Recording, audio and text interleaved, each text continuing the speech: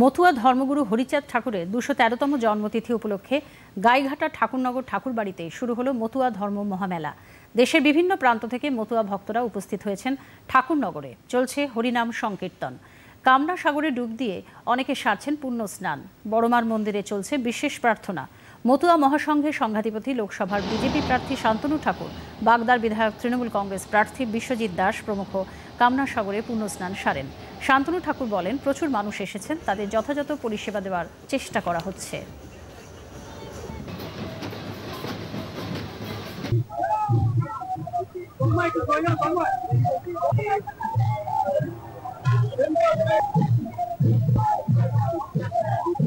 এই সময় স্নানটা আমরা সবসময় অমৃত যোগেই করি।